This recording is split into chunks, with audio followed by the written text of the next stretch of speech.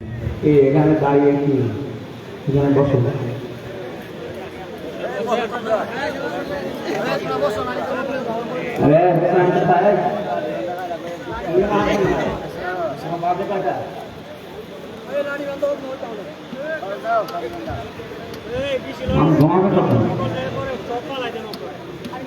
নিয়ম বললাম পাল্টান এসব ঘরে চলে যাওয়া লাগবে মাহফিল দিবে না মাহফিল আমার নেবেন না শরীর নষ্ট হয়ে যাচ্ছে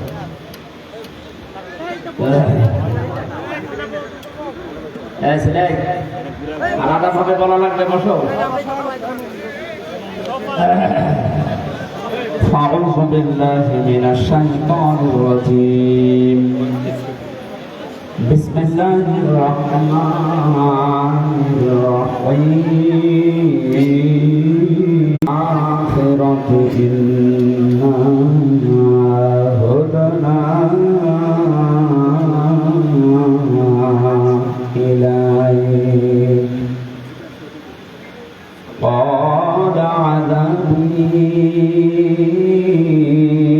أصيب به من أشاء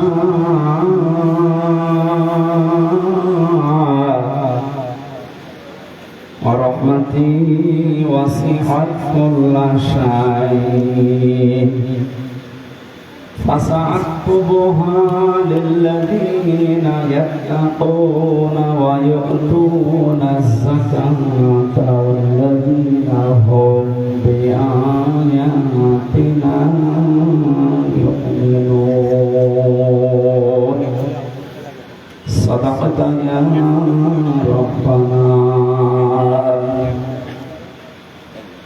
عن أبي هريرة رضي الله تعالى عنه قال قال النبي صلى الله عليه وسلم اتق دعوة المظلوم فإنها ليس بينه وبين الله حجاب رواه مسلم وما زادهم إلا إيمانا وتسليما اللهم صل على محمد وآله وصحبه وبارك وسلم.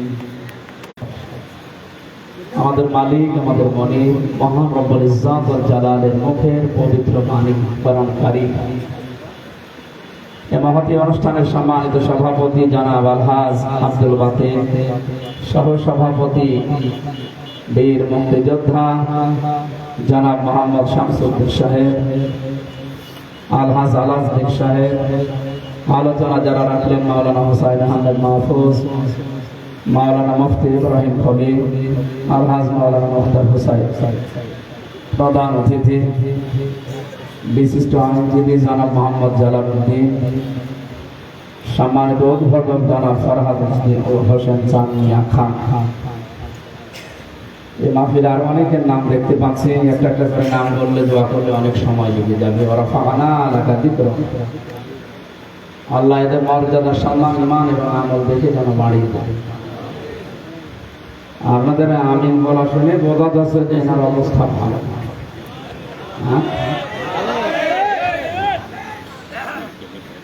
শিক্ষক জিজ্ঞাসা করছে ছাত্র গেছিল গোট বানাতো যে sir A B C D F G H I J K L M N O P Q R S T U V W X Y Z কি করি এর ভেতরে আছে আপনি বানান করে এর ভেতরে বোর্ড আছে জি ডবল ও ডি যা বললাম অক্ষরগুলো এর ভেতরে নেই কিন্তু একবার দোয়া করলাম কতগুলো মানুষের নামে একটু আওয়াজ বলে তো আমি কোরআন শুনতে এসেছি আমরা কোরআনে কারীম জানিয়েছে মা আনজালনা আলাইকাল কোরআন লিতাশকা বিশ্ব নবীকে আল্লাহ উদ্দেশ্য করে জানাচ্ছেন হে নবী আমি যে কোরআন দিয়েছি এটা আপনি পেয়েছেন মায়ের খাওয়ার জন্য লিতাশকার জন্য কোরআন আপনাকে আমি দেইনি যে আপনি না খেয়ে থাকবেন আপনি বন্যায় শুধু ডুবেই মরবেন এই জন্য কোরআন দিলাম কোরআনে কারীম দিয়েছে আপনাকে আমি উপরে তোলার জন্য লাতার কাবন না তবা বানান তবা যেখানে আছেন ওই জায়গায় থাকলে হবে না উপরে ওঠা লাগবে আর উপরে উঠতে হলে ইসলাম লাগবে কথা বুঝতেছে যত রকমের শোষণ আছে সব থেকে মুক্ত হয়ে উপরে উঠতে হলে মাস্ট বি কোরআন ছাড়া উপায় নেই, কোরআন লাগবে। আমরা যেহেতু উপরে উঠতে চাই আর সারা বিশ্ব আমাদের দিকে তাকিয়ে আছে, অনেকে বলতো যে আমরা রোল মডেল। কিসের রোল মডেল? আমি 7টা জরিপ পেয়েছি আজকে। রোল মডেল হিসাবে যাদের নাম আমরা দেখতে পেলাম, এগুলোর জন্য রোল মডেল হওয়ার দরকার নেই। বাংলাদেশ পৃথিবীতে আয়না ঘরের জন্য রোল মডেল, একটা কথা হলো না? আজকে ব্রিগেডিয়ার আমান আজমি যে কথাগুলো জানিয়েছে লাইভ করে, সংবাদ সম্মেলন করে, আপনার ভেতরে যদি মনসত্ব থাকে আপনি পাগল হয়ে যাওয়ার কথা যে একটা মানুষকে এত কষ্ট মানুষ দিতে পারে। আমার মনে হয় আয়না ঘরের সাথে যারা জড়িত এই দেশে 18 কোটি মানুষ যদি আপনাকে মাফ করে দেয়, ব্যারিস্টার আরমানের বউ আপনাকে মাফ করে দেয়। কোথায় পৌঁছিয়েছিলেন আপনার বিবেকের কাছে প্রশ্ন করেন। এগুলো জানার পরেও যদি কোনো মানুষ জালেমের পক্ষে স্ট্যাটাস দেয়, পরে আপনি মানুষ বলেন কোন কায়দায়? আবার অনেককে দেখলাম ভিডিও করে বলছে আপা ঘাবড়াবেন না, আপনি ঘাবড়ালে আমরা নরম হয়ে যাই। শয়তান এগুলো শোনে আর চিন্তা করে আল্লাহ তুমি আমাকে শয়তান বানিয়েছ, আমার থেকে বড় শয়তান। জালেমের পক্ষে বিপক্ষে কথা কেন বলি? কারণ যারা জালেম এই মানুষগুলোর বিপক্ষে কিয়ামতের দিন আল্লাহ নিজে দাঁড়াবে। শব্দটা শুনতে সহজ মনে হচ্ছে, অনেক ওজনের শব্দ। আমার বিবেক থাকলে আপনি ভাবেন, যারা জালেম এদের বিরুদ্ধে হামজা মামলা দেবে না, এদের বিরুদ্ধে মামলা কে দেবে? আল্লাহর মামলার আসামি আপনি। 1628 জন মানুষ এই দেশের দায়িত্বে ছিল, একেবারে টপ টু বটম মেন জায়গায় যারা, এগুলো সবগুলো জালেমের খাতায়। এদের বিরুদ্ধে হামজার মামলা না, এদের বিরুদ্ধে সরাসরি আল্লাহ নিজে মামলা দিয়ে নিজে বাদী হবে। এটা তো আমি বানালাম না। কোরআনে কারীম জানিয়েছে ইন্নামাস সাবিলু আলাল্লাযীনা ইয়াযলিমুনান নাস ওয়া ইয়াবগুনা ফিল আরদি বিগাইরিল হক উলাইকা লাহুম আযাবুন আলীম। সূরা শূরা 25 নম্বর পারা 6 নম্বর পৃষ্ঠা 13 নম্বর লাইনের 42 নম্বর আয়াতটা তাফসীর ইবনে কাসিরে আছে, তাফসীরে ফি জিলালিল কোরআনে আছে।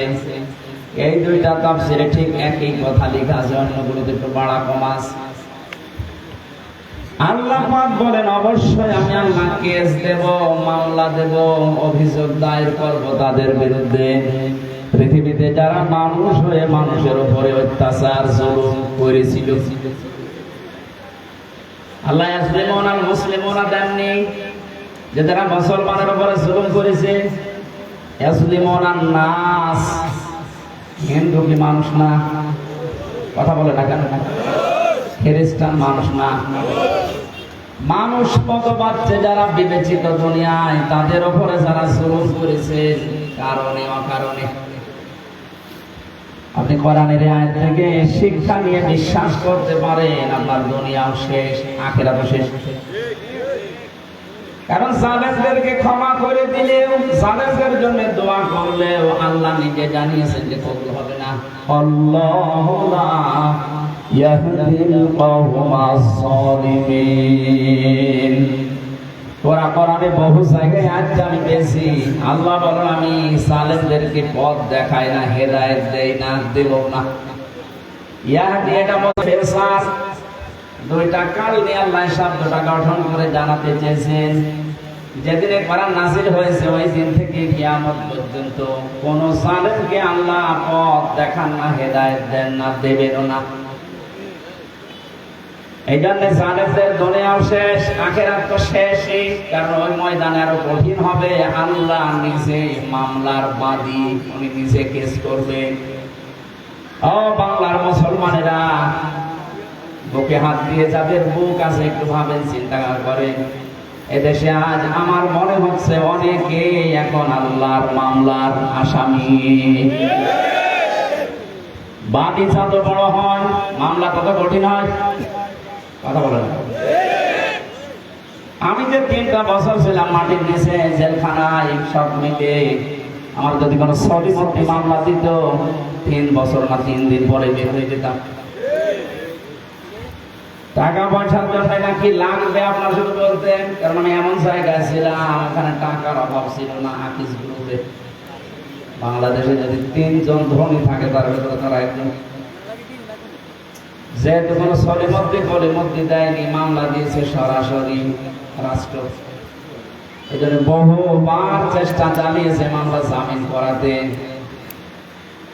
হাইকোর্টের বিচারপতি পর্যন্ত বলেছে আমার হাত বাঁধা, কিছু করার নেই। মামলাটা কি আমার ওয়াজ শুনে নাকি একজন উদ্বুদ্ধ হয়ে কাছে নিয়ে গেছে সংবাদ মানবে।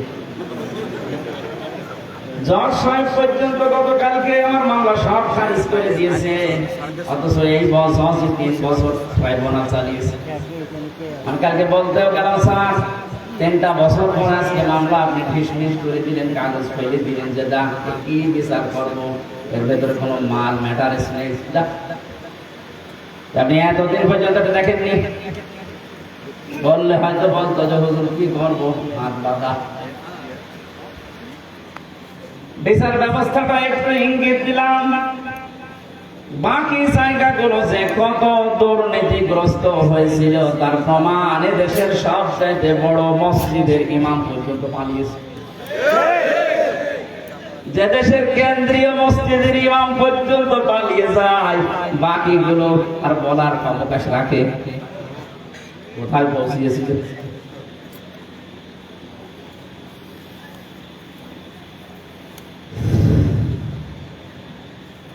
আমার মামলার বাদী যেহেতু প্রধানমন্ত্রী নিজে আলেমদের মামলার বাদী হয়েছিল, এই কারণে আমাদের জামিন নেই। অপরাধ যাই করেন না কেন জামিন হবে না। অথচ এই মামলায় যদি রায়ও দিয়ে দিত সর্বোচ্চ 3 মাস আমি থাকতাম। 3 বছর কেটে গেছে, তারপরও নাকি স্বাদ মেটছে না। আমি এখনই ছেড়ে দেবো, কি আইন দেখেন। আদালত দোষ চলে, আদালত দেখছে না, আমরা করবো। আর গোপনে গোপনে বলে যে কি করবো, এই কয়েকদিনে হুজুর ছেড়ে পাছাড়া পেয়ে যাবে, আর কিছুদিন থাক। জালেমরা যখন ক্ষমতায় থাকে, চেয়ারে থাকে, মনে করে আল্লাহ মনে হয় দয়া করে মায়া করে ভালোবেসে আমাদের চেয়ারে বসিয়ে রেখেছে। ওয়ালা ইয়াহসাবান্নাল্লাযীনা কাফারু আন্নামা নুমলি লাহুম খায়রুন লিআনফুসিহিম ইন্নামা নুমলি লাহুম লিয়াজদাদু ইসমা ওয়ালাহুম আযাবুম মুহিন।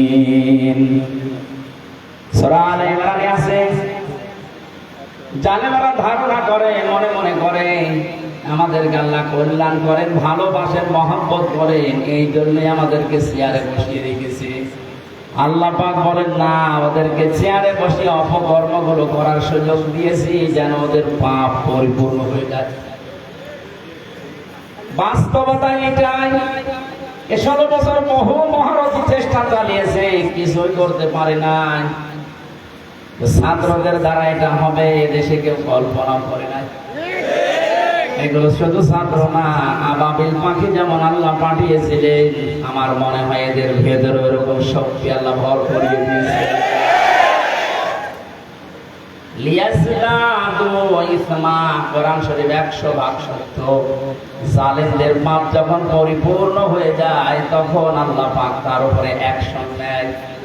অ্যাকশনটা কি? ওয়ালাহুম আযাবুম মুহিন, অপমানজনক শাস্তির ভেতরে একটার পর একটা ফেলতে থাকে। আপনি তাকান একটার দিকে, একটা দেখবেন একেবারে খাপের দিয়ে যাচ্ছে। এদেশে যদি কিচ্ছু না হয়, কালামানিকের যা হয়েছে, জীবন আমার ধন্য হয়ে গেছে। এত অপমান একজন বিচারপতি হতে পারে, অথচ ওই লোকটার রায়ের কারণে কোরআনের পাখি সাইদি সাহেবের যাবজ্জীবন জেল হয়েছিল। ওর মন ভরে নাই, ও লিখেছিল না আমি ফাঁসি দিতে পারলাম না, আমি দুঃখে। মহান আল্লাহ পাক প্রতিশোধ নিয়ে এমন জায়গায় তারে পৌঁছিয়েছে, আমার মনে হয় এই বাংলাদেশে এত নিচে কাউকে আল্লাহ নামায়নি। ওর বিসি পর্যন্ত টকশো থেকে যারা ডাবিং করে বলছেন, হ্যাঁ তবে আমার বিসিতে মারবে।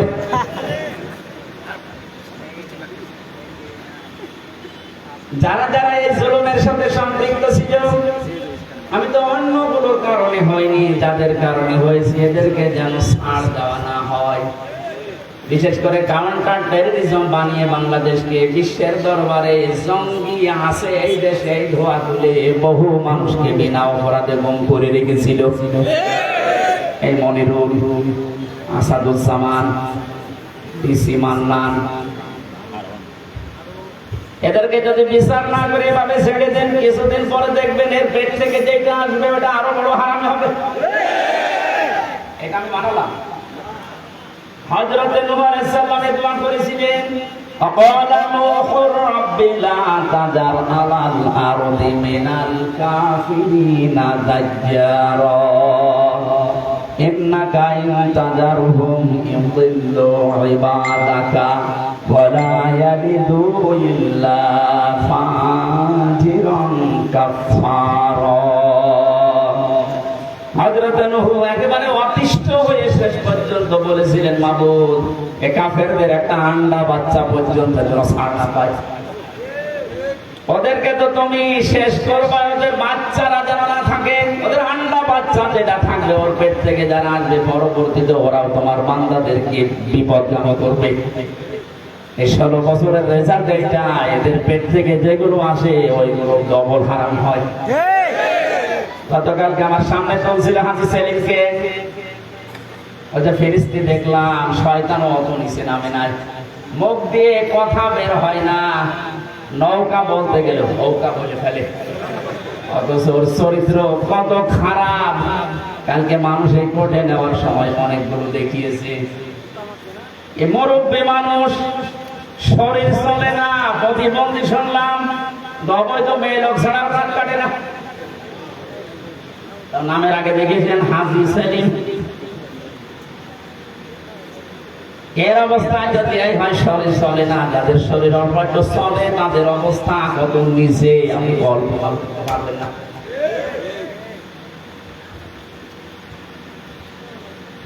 আমি যেটা বোঝানোর জন্য পর্যন্ত এসেছি, জালেমদের কোন ছাড় আল্লাহ যখন দেয়নি, আমি অত গরব দেখানোর দরকার নেই।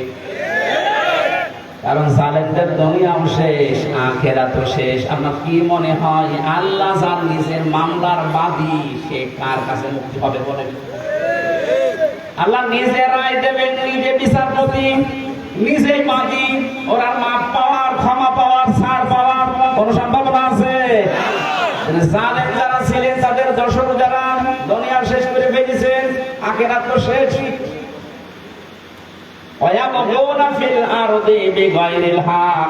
দুই নম্বরে আল্লাহ মামলা দেবে, কেস করবে তাদের বিরুদ্ধে। আল্লাহ নিজে মামলা দেবে, কেস করবে, অভিযোগ দায়ের করবেন। দুই নম্বরে তাদের বিরুদ্ধে যারা পৃথিবী শান্ত হয়ে যাওয়ার পরে আবার বিশৃঙ্খলা তৈরি করার জন্য বিদ্রোহ করে। এই 5 তারিখের পর থেকে 3 তারিখ পর্যন্ত যেটা 7-8 বার হয়ে গেল, সংখ্যালঘু নাম দিয়ে হিন্দুদের দিয়ে চালিয়েছিল, কিন্তু হালে পানি দেয়নি। কথা বলে না।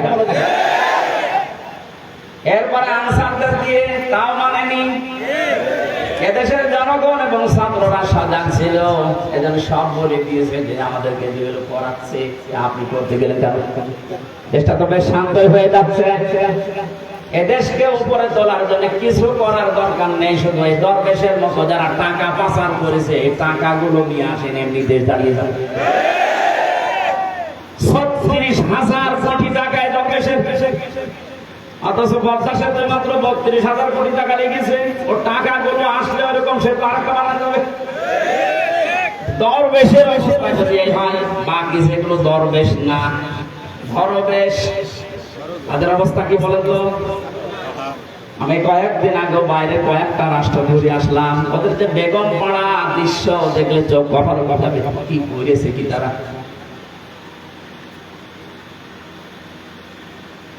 এই জন্য হাওয়া পাচ্ছেন আপনি আর লাফাচ্ছেন, মানে যার বিরুদ্ধে বিদ্রোহ করছে আমি তার পক্ষে না, কিন্তু আপনি জানেন বাস্তবতা কি। ইউনূসের বাবারও ক্ষমতা নেই জায়গায় টিকে থাকা, ওনার পেছনে যে দেওয়াল আছে জানেন। আমার এই যে মোবাইল দেখতে পাচ্ছেন, এটা কালকে আদালত দিয়েছে 3 বছর পর। এখানে যদি কল আসে সর্বোচ্চ জনাব তারেক জিয়ার পিএস অপু ভাই আমার সাথে ছেলে ছিল 3 বছর, খুব বেশি হলেও উনি কল দিতে পারে। সর্বোচ্চ বাংলাদেশে আমার মনে হয় খুব বেশি থেকে বেশি হলেও জামাত ইসলামের যিনি আমির আছে ডাক্তার শফিকুর রহমান, উনি দিতে পারে। আর ডক্টর ইউনূসের মোবাইলে কল আসে কোথা থেকে জানেন আপনি?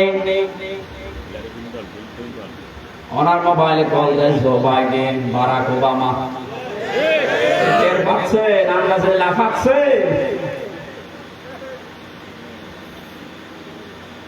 আমি শুধু ইঙ্গিত দিলাম, নিচে নামলাম না, আপনি আশা করি বুঝে ফেলেছেন। বাস্তবতা কিন্তু এটাই, একটা হুঙ্কারে ভারত কিন্তু জড়সড় হয়ে গিয়েছিল। অনেকে বলেছিলেন ক্ষমতাটা পাওয়ার পরে যে 7 সিস্টার কিন্তু আস্ত রাখবো না, ওনার কথা ওটা ওনাকে দিয়ে বলা হয়েছে। ওরকম কথা আমি বললে কোনো গুরুত্ব দিত ভারত? এই কথা বলে কথাটা যার মুখ দিয়ে বেরিয়েছে তার মোবাইলে কল আসে কোন জায়গা থেকে আপনি টের পাচ্ছেন।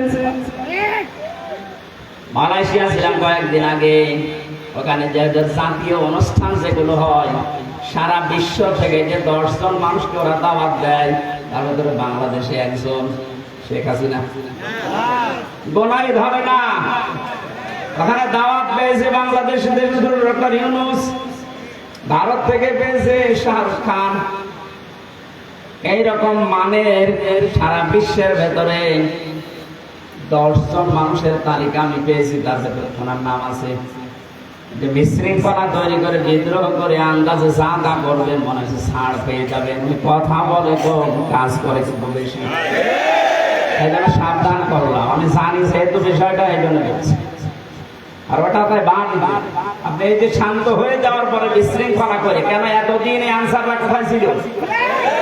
15 বছর আপনি তো কোনোদিন মাঠে নামেননি, আপনার এত বড় আদায় করা দরকার। 15 বছর কোথায় ছিলেন আপনি? 9 সাল থেকে শুরু করে 24 সাল পর্যন্ত 42,000 আনসার নিয়োগ হয়েছে, তার 35,000 হচ্ছে গোপালগঞ্জ। ইয়ার কি আমরা জায়গা পান না? আর আমরা কি 63 জেলার লোক সব ঘাস কাটছি? কি করেননি বলে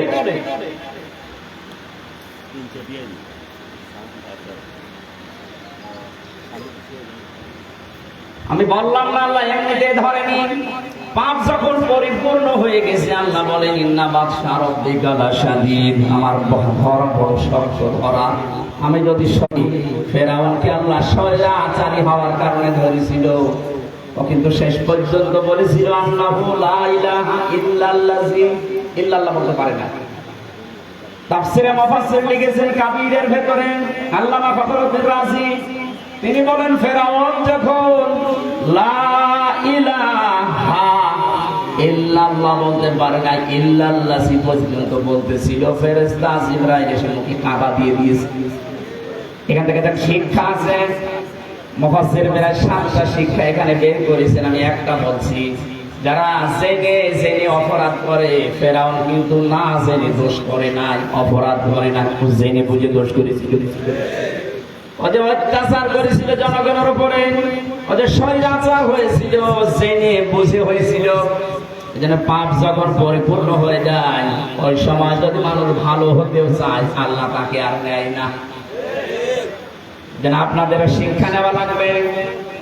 পাপ যদি আমাদের পরিপূর্ণ হয়ে যায়, অনেকে মনে করে যা করে করে শেষে একবার হজ করে ভালো হয়ে যাবে। আপনার হজ বরাতে থাকলে তো এমন ভাবে আল্লাহ ধরবেন, চোখের পলক পড়ার সময় দেবেন না। আলা তাহসাবান্নাল্লাহা গাফিল عاجلا عما يعمل الظالمون إنما يؤخرهم ليوم تشخص فيه الأبصار সূরা ইব্রাহিমের 42 নম্বর আয়াতে আছে আল্লাহ পাক বলেন নবী আপনি কি মনে করেন যে জালেমদের সম্পর্কে আমি কোনো খোঁজ রাখি না ভালো করে শুনেন এই পৃথিবীতে সবচেয়ে বেশি তীক্ষ্ণ নজর আমি আল্লাহর জালেমদের প্রতি কাদের প্রতি এই জন্য জালেম যেন হয়ে না যায় ইত্তাকি দাওয়াতাল মাজলুম নবীজি বারবার কথা জানিয়েছেন উম্মতের আর যাই করো মুসলিমের বরদোয়া থেকে নিজেকে বাঁচিয়ে রাখবা ফাইন্নাহা লাইসা বাইনাহু ওয়া বাইনাল্লাহি হিজাব কারণ মুসলিমের বরদোয়া আর আল্লাহর ভেতরে কোনো হিসাব পর্দা থাকে না সরাসরি কবুল হয়ে যায় মাটির নিচে যখন আমার চোখ কালো কাপড় দিয়ে বেঁধে হাত পেছনে হ্যান্ডকাপ দিয়ে বেঁধে রেখে পায়ে ডান্ডা বেড়ে দিয়ে মাথায় দড়ি দিয়ে 11 ঘন্টা টাঙিয়েছিল এত অসহজ মনে হচ্ছিল মাটির ওই নিচের ঘরে যেহেতু আসি নিচে মজলুম অবস্থায় অসহায় মন থেকে বলেছিলাম আল্লাহ সা করছে আমি বিশ্বাস করি নবীর কথা 100 ভাগ সত্য তোমার কথা 100 ভাগ তুমি দয়া করে আমাকে কিছু দেখিও আল্লাহ দেখিয়েছে যেই কয়জন অত্যাচার করেছিল কালকে এক মামলা নাইকে কল দিয়েছিলাম হাও মাও করে কাঁদছে আর এখন আমার এই বন্ধ করে সার বলছে স্যার কি করা লাগবে মানে আমার বাবার কাছ থেকে যে 10 লাখ টাকা নিতে বললাম মামলা দেব না টাকা ফেরত দাও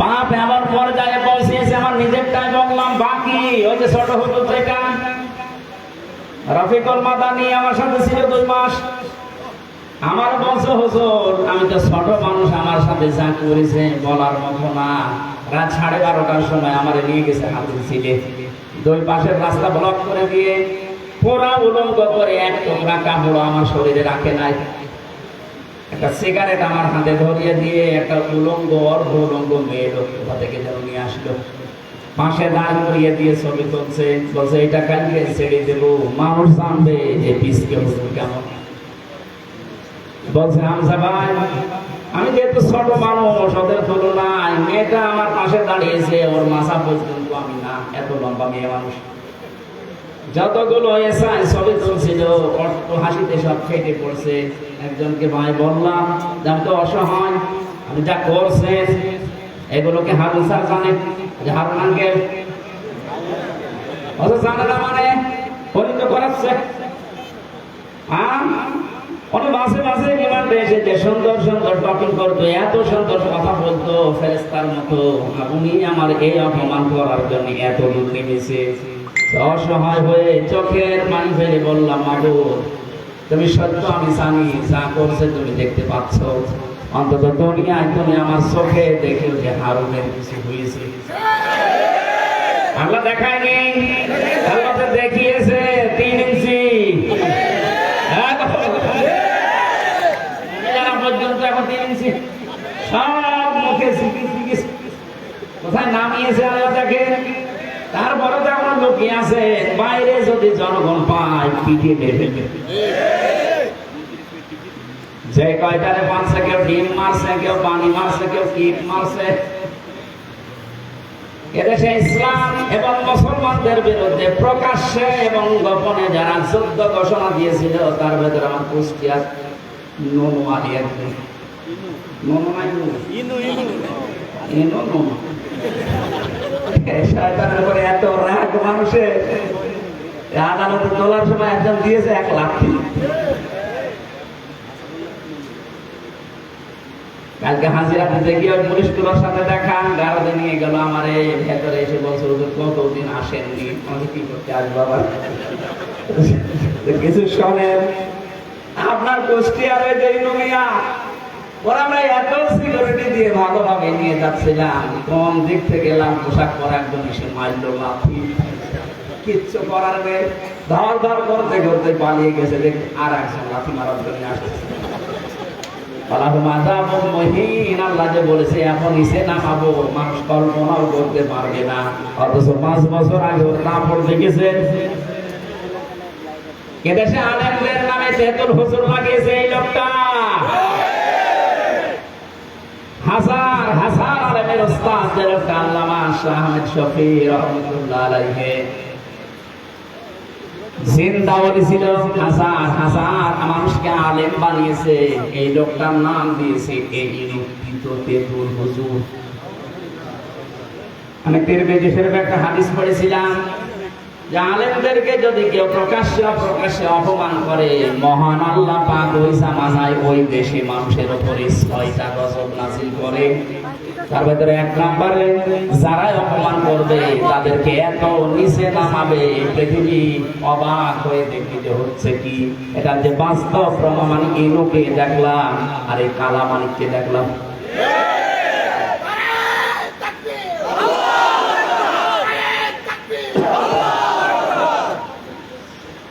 নরসিংদী মাসে এবার আমি তাফসীরুল কোরআন মাহফিলে তাফসীর আকারে কথা বলার চেষ্টা চালাচ্ছি, ভালোভাবে শোনেন। আল্লাহ জালেমদেরকে হেদায়েত দেবেন না, জালেমদের বিরুদ্ধে নিজে মামলা দেবেন। এজন্য ওদের কোনো পক্ষে কোনো কথা নেই, ওদের যা বললাম সব বিপক্ষে। আল্লাহ কোরআনে কারীম আমাদেরকে দিয়েছেন লিসাস করার জন্য না, দুঃখ পাওয়ার জন্য না, না খেয়ে থাকার জন্য না। বন্যা দিয়ে প্রতি বছর বছর আমাদেরকে মেরে ফেলবে, আমরা শুধু সুবহানাল্লাহ পড়ে যাব, এই জন্য দেয়নি। আল্লাহ পাক বলেন কোরআন কেন দিয়েছে জানেন? যে নামগুলো দিয়ে আল্লাহ কোরআনে কারিমে বিশ্ব নবীকে ডাক দিয়েছেন। আমি কোরআন পড়ে নবীর নাম পেয়েছি বিশেষভাবে 7টা। কয়টা? 1 নম্বরে আল্লাহ ডাক দিয়েছেন ইয়াসিন, 2 নম্বরে তাহা, 3 নম্বরে মুহাম্মদ, 4 নম্বরে আহমদ, 5 নম্বরে আব্দুল বা আব্দুল্লাহ, 6 নম্বরে মুজাম্মিল, 7 নম্বরে মুদাসসির। আপনি প্রতিটি শব্দের দিকে খেয়াল করে মিলান তো। প্রথম নাম আল্লাহ তাকে ডাক দিলেন ইয়াসিন।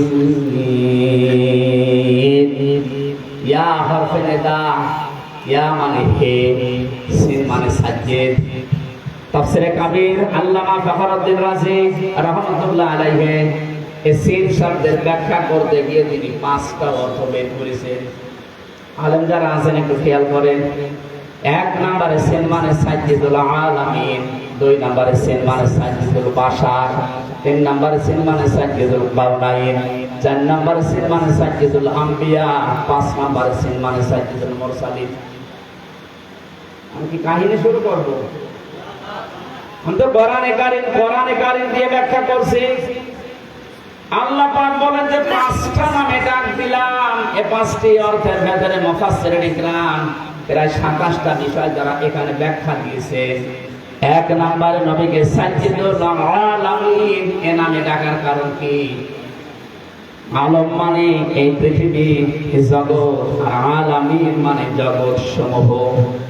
পৃথিবীর কোন মানুষ যদি এই ধারণা করে যে আমি এই পৃথিবীতে বাস করব না, আমি বাস করব মঙ্গল গ্রহে, চাঁদের দেশে, আল্লাহ পাকের নবীকে ওই জায়গায় বাস করলে আপনাকে আদর্শ নেতা মানা লাগবে।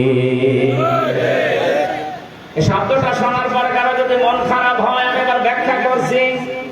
এতানাজ্জালুল আমরু বাইনাহুন্না, সূরা তালাকের ভেতরে আছে প্রত্যেকটি জগতে আল্লাহর বিধিবিধান নাযিল হচ্ছে। যেখানে যেরকম সৃষ্টি আছে ওই সৃষ্টির জন্য আল্লাহর বিধান ওই রকম। এই পৃথিবীতে যেহেতু আমরা মানুষ, আমাদের জন্য জীবন চালাতে যা লাগে আল্লাহ এইরকম বিধিবিধান দিয়েছেন এই কোরআনে। কথা বুঝতেছে? তো বিশ্ব নবীর ক্ষেত্রে সাজ্জিদুল আলামিন দিয়ে জানিয়েছেন শুধুমাত্র এ দুনিয়া না, শুধুমাত্র মঙ্গল গ্রহ না, শুধুমাত্র চাঁদের দেশ না, যত জগৎ আল্লাহ বানিয়েছেন, যেখানে আপনি বসবাস করেন না কেন ওখানে নবী বাদ দিয়ে অন্য কাউকে মানতে পারবেন না। শব্দটা শুনলে যত ছোট মনে হচ্ছে, বিষয়টা অত ছোট না। আজ কথাটা উল্টে ডাইভার্ট করার জন্য মানুষ বলে হুজুর এটা রাজনীতি। কিসের রাজনীতি? এই বিষয়টা যদি কারো ক্লিয়ার না থাকে, কোন দিকে তাকিয়েছে? এটা যদি কারো ক্লিয়ার না হয় সে মরণের পরে ধরা খাবে। আল-আদাবুল মুফরাদের 6 নম্বর হাদিসের ভেতরে 3 নম্বর পয়েন্ট আছে। এটা পৃথিবীতে যে মানুষগুলোর আদর্শ নেতা মুহাম্মদ রাসূলুল্লাহ ছিল না, ওই লোকটা বিনা হিসাবে বিনা বিচারে জাহান্নামে যাবে। এটা তো আমি বানালাম নাকি? হ্যাঁ, মরণের পরে এটা তো আমরা মানে যে 3টা প্রশ্ন করা হবে, মার রব্বুকা মা দীনুকা মান হাযার রাজুল। এক কথা বলছে না, যে লোকটা বলবে রব্বি আল্লাহ, আমার রব আল্লাহ, দীনুল ইসলাম, আমার জীবন ব্যবস্থা ইসলাম, যখন এই নবীকে সামনে নিয়ে বলা হবে মান হাযার রাজুল, তখন কি বলবেন? আপনি যদি বলতে পারেন হাযা নাবিয়ুনা মুহাম্মাদুর রাসূলুল্লাহ, এটা বলতে হলে অবশ্যই তার আদর্শ গুণে আপনাকে মানায় লাগবে, মাস্ট বি। কথা বলেন না কেন? আমি সহ এখানে যারা বসে আছে ছোট বড় অধিকাংশ মানুষ আমরা জানি ইয়াসিন এই সূরা পড়লে 10 খতম কোরআন শরীফ পড়া সওয়াব হয়। তা জানেন? মাস্ট বি সওয়াব হবে। এদের ভিতরে 83টা শিক্ষা আছে। এগুলো যদি আপনার প্র্যাকটিক্যাল লাইফে থাকে তখন সওয়াব পাবেন। আপনি মন মতো পড়ে গেলেন, একটাও ভেতরে নেই, উল্টার গুনাহ পাবেন। কারণ যে ব্যক্তি এলেম অনুযায়ী আমল করে না, ওই লোকটা শিরিক করে। এই কথা বলছে। যে লোকটা তার এলেম অনুযায়ী জ্ঞান অনুযায়ী কাজ করে না, সে কি করে? শিরিক। বলেন বলেন। আর শিরিক করলে তার জন্য জান্নাত হারাম। আপনি একটা কথা যদি ভুল প্রমাণ করতে পারেন, আমি এক কথা বলবো না, কথা যদি বিশ্বাস হয় তাহলে মেনে নেওয়া লাগবে। আজকে থেকে সিদ্ধান্ত নিয়ে বাড়ি যান, যতদিন বেঁচে আছি মুহাম্মদ রাসূলুল্লাহ বাদ দিয়ে অন্য কাউকে আমি আদর্শ মানি না, মানব না। একমত আছেন কারা? দেখি লিল্লাহি। আল্লাহ হাত তুলে কিন্তু ধরা খাবে। এটা কিন্তু বাস্তবে নিয়ে যাওয়া লাগবে। নবী বাদ দিয়ে আমি কাউকে নেতা মানি না। এবার হাত তুলে।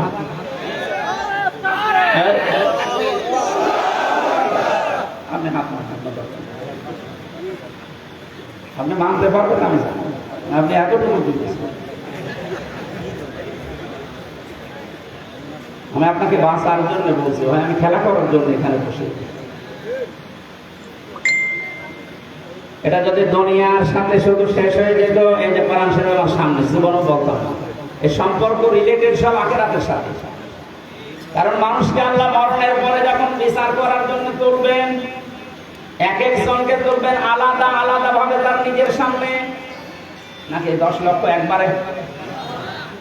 অনেকেই বলে না কিয়ামতে আমার বাবা চান লক্ষ লক্ষ মরিদ নিয়ে আসবে মিছিল দিতে দিতে। এটা বানানোর কথা।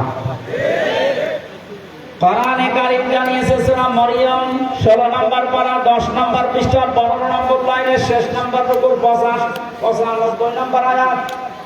তাফসীরে ফি জিলালিল কোরআনে আছে وكلهم آتيه يوم القيامة فردا। নবী আপনি জানিয়ে দেন কিয়ামতে প্রতিটি মানুষকে আমার সামনে আমি দাঁড় করাবো বিচার করার জন্য, স্রেফ একা একা। কয়জন বলেন? বলেন বলেন। নরসিংদী মাসে কোরআনে আয়াত শোনার পরে নিজের প্র্যাকটিক্যালটা একটু মিলান তো। আমি সহ যারা এখানে বসে আছি কিয়ামতে কিন্তু প্রতিটি মানুষকে আল্লাহ তার নিজের সামনে দাঁড় করাবেন। কেউ থাকবে না স্রেফ একা একা। মাঝে মাঝে একা থাকুন থাকিবা ভাবি আল্লাহ, তুমি যদি বলো হামজা 2024 সালের আগস্ট মাসের 31 তারিখ পর্যন্ত তোর মাফ করে দিলাম, শুধুমাত্র 3 দিনের হিসাব দিয়ে তুই জান্নাতে চলে যা। আমার তো বাস্তবতা, আমার তো মনে হয় 3 দিনের হিসাব দেওয়া আমার দ্বারা সম্ভব না। আপনারা পারবেন না? আপনারা পারবেন।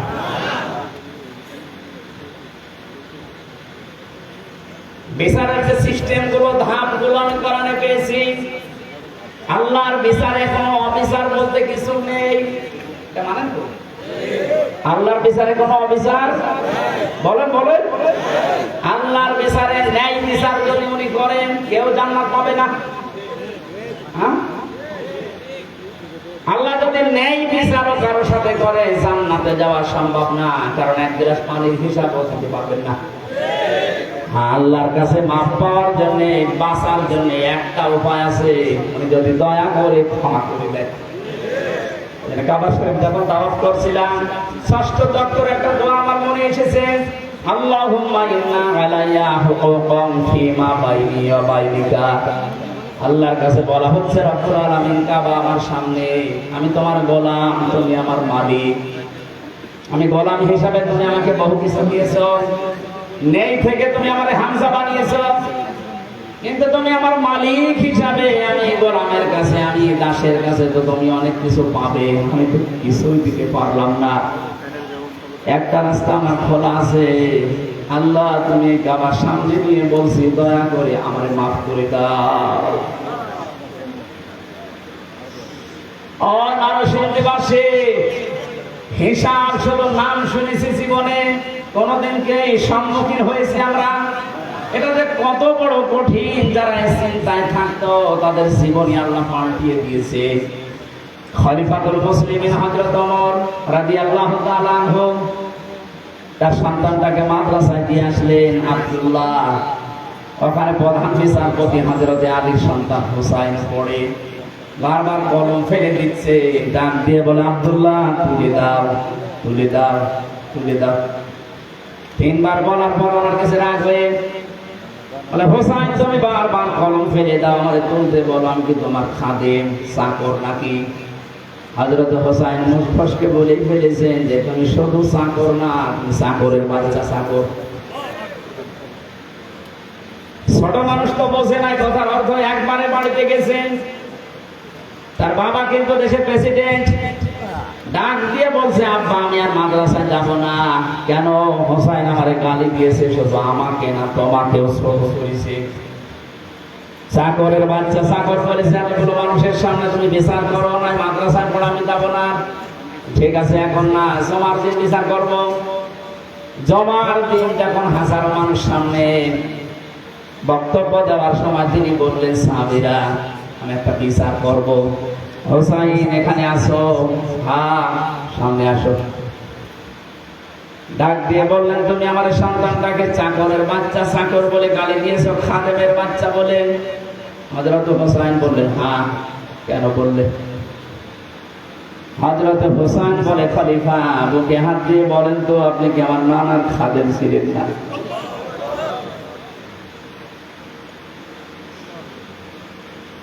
হযরত ওমরের কথা বন্ধ হয়ে গেছে। ডাক দিয়ে বলে, হুসাইন হ্যাঁ, আমি তো এভাবে ভাবিনি, আমি তো খাদেম ছিলাম, কিন্তু তুমি কি কথাটা লিখে দিতে পারবা? কাগজ কলম নিয়ে আসে। ছোট মানুষ তো, যে কাগজ না খাজুরের পাতা নিয়ে এসেছে, মানে লিখে দিলেন, ওমর আমার নানার খাদেম ছিল, আমি দেখেছি, কিন্তু হুসাইন ইবনে আলী সই করে দিলাম। কাগজটা হাতে নিয়ে হযরত ওমর চুমা খেলেন। ডাক দিয়ে বলে, নবীর সাহাবীরা বিচার হয়ে গেছে। হযরত হুসাইন তো ছোট মানুষ, বলে, আব্বা বিচারই শুরু করলে না, কি হয়ে গেল? হযরত ওমর বলে, সন্তান আমার যে বিচার করেছে এটা দুনিয়া না আখিরাতের কাছে রাখবে। আমি যখন মারা যাব, এই কাগজটা আমার কাফনের ভেতরে দিয়ে দিও। ময়দানে মাশারে আল্লাহ যখন আমাকে তুলবে, স্রেফ একা একা, জীবনে কিছুই যদি আল্লাহর ভালো না লাগে, ওনার কাছে যদি পছন্দ না হয়, এই কাগজটা তুলে দেখাবো, মাবুদ তাকাও এদিকে, দেখো তোমার নবীর নাতি লিখে দিয়েছে, আমি নবীর খাদেম ছিলাম, এই ওসিলা হলো আজকে তুমি আমার মাফ করে দাও।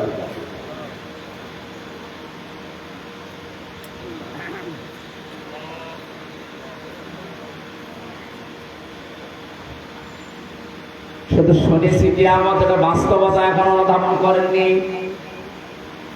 এটা তো কত বড় কঠিন বিষয়। বিশ্ব নবীজিকে প্রতিদিন 100 বার করে বলতেন, আল্লাহ তুমি আর যাই করো, আমার হিসাবটা তুমি সহজ করে দিও। আকাশের তারকা দেখতে পান, নবীজি জানিয়েছেন, কেউ যদি আকাশের তারকা গণনা করে একদিন হয়তো শেষ করে ফেলবে। 26 বছর বয়সে মুসলমান হয়ে কয়েক বছরে যত নেকির কাজের আঞ্জাম দিয়েছে, কিয়ামত পর্যন্ত কেউ যদি হযরত ওমরের নেকি গণনা করে কোনোদিন শেষ হবে না। এ দুনিয়াতে জান্নাতের গ্যারান্টি পেয়েছে জীবিত অবস্থায় 10 জন, তার ভেতরে হযরত ওমর 2 নম্বরে। জান্নাতের দরজাগুলো তাকে ডাকতে থাকবে।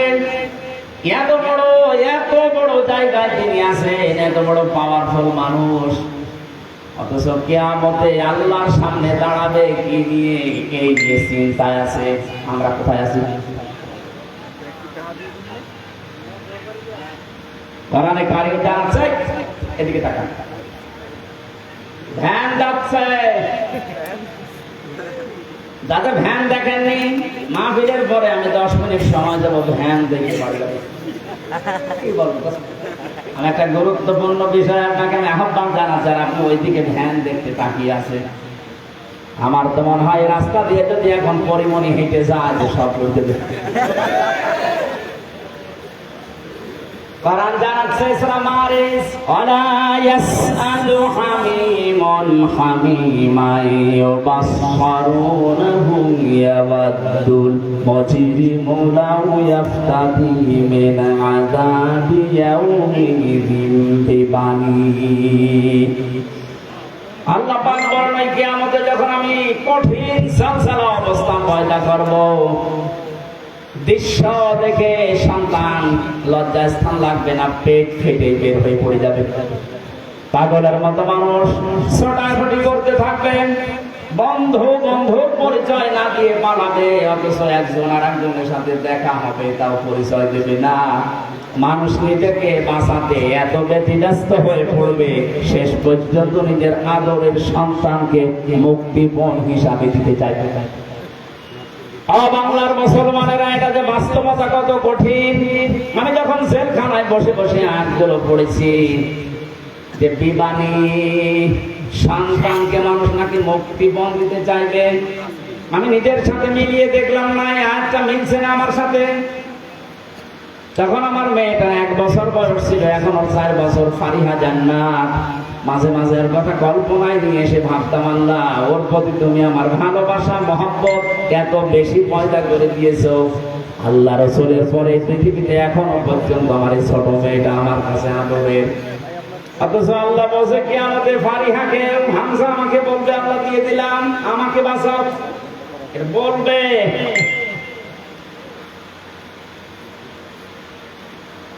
وصاحبته وأخيه وفصيلته التي تؤويه।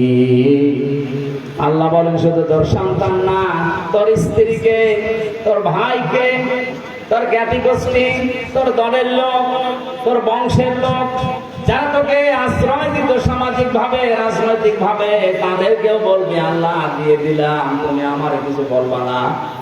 অবাং ফেরাতে জানিয়া, এমনকি দুনিয়ায় যত সম্পদের মালিক ছিল সব দিতে রাজি হয়ে যাবে।